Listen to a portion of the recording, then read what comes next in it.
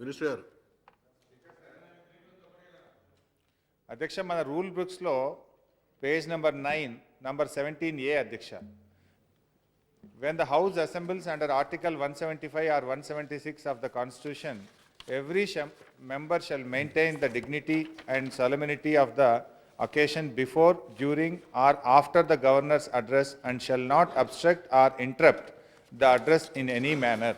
చాలా స్పష్టంగా రూల్స్ బుక్లో గవర్నర్ గారి ప్రసంగం సందర్భంగా ఎలాంటి ఇంటరప్షన్ చేయకూడదని మన సభలో పెట్టుకున్న మన సాంప్రదాయం అధ్యక్ష. దీనికి తోడు మీ దగ్గర జరిగిన బీఏసీ సమావేశంలో కూడా స్పెసిఫిక్గా అందరం కలిసి నిర్ణయం తీసుకున్నాం. గవర్నర్ గారి ప్రసంగం వరకు చాలా డిగ్నిఫైడ్గా చేద్దాం. నెక్స్ట్ డే మీరు ఎంతసేపన్నా మాట్లాడండి, ఏమన్నా మాట్లాడండి, మీరు ఏ రకమైన నిరసన చెప్పినా మాకు అభ్యంతరం లేదు. కానీ సభకు గవర్నర్ గారు వచ్చినప్పుడు చాలా బాగా చేసుకుందాం అనేటువంటి విషయాన్ని మీ సమక్షంలో నిర్ణయం తీసుకున్నాం అధ్యక్ష. అండ్ నిన్న కూడా అధ్యక్ష మీరు 2 సార్లు అన్ని పార్టీలకు కూడా మీ తరఫున మీరే స్వయంగా ఫోన్ చేసి అన్ని పక్షాలను కూడా మీరు కోరడం జరిగింది అధ్యక్ష. అంటే మీ మాటను గౌరవించలేదు, బీఏసీలో జరిగిన నిర్ణయాన్ని గౌరవించలేదు, రూల్స్ బుక్ను గౌరవించలేదు, పైగా ఇప్పుడేదో ప్రభుత్వం అప్రజాస్వామికంగా వ్యవహరిస్తుంది. మేమేమన్నాం అధ్యక్ష, గౌరవ సభ్యులను బేషరతుగా క్షమాపణ చెప్పమనండి, ఓకే ప్రభుత్వం కూడా తప్పకుండా ఆలోచిస్తుందని చెప్పాం. పొరపాటు చేసినటువంటి వాళ్ళు చింతించాల్సినటువంటి అవసరం కూడా లేదు అని కేవలం ఏదో ప్రభుత్వం మీద ఆరోపణ చేసే విధంగా వీళ్ళు వ్యవహరించడం చాలా దురదృష్టకరం.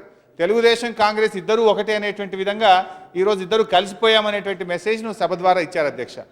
బీజేపీ మిత్రులు కూడా మరి ఆంధ్రప్రదేశ్లో పక్కనే రోజా గారిని 7 ఏడాది పాటు సస్పెండ్ చేసినప్పుడు మరి బీజేపీ ఆ రోజు ఎందుకు మాట్లాడలేదు అధ్యక్ష? అక్కడ కూడా ప్రభుత్వంలో భాగస్వామ్యం అధ్యక్ష. బీజేపీ అక్కడ సంవత్సరం పాటు సస్పెండ్ చేసింది అధ్యక్ష.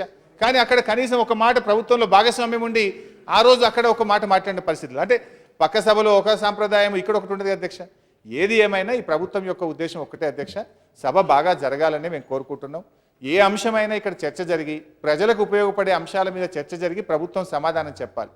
వాళ్ళు ప్రశ్నించకుండా ఇవాళ ప్రభుత్వమే అన్ని అంశాల మీద చర్చ జరగాలని మా దగ్గర ఉండే సభ్యులు కూడా అనేక అంశాల మీద ఎస్సీ ఎస్టీ బీసీ మైనార్టీలకు సంబంధించినటువంటి రాష్ట్రంలో ఉండే పేద వర్గాలకు సంబంధించినటువంటి సమస్యల మీద చర్చ జరిగి ఒక మంచి పరిష్కారం దొరికి చర్చలకు ఒక వేదికగా, ఉన్నత సాంప్రదాయాలకు విలువలకు ఒక వేదికగా ఈ సభ ఉండాలనేటువంటిదే ప్రభుత్వం యొక్క సంకల్పం తప్ప వేరే ఉద్దేశం లేదధ్యక్ష.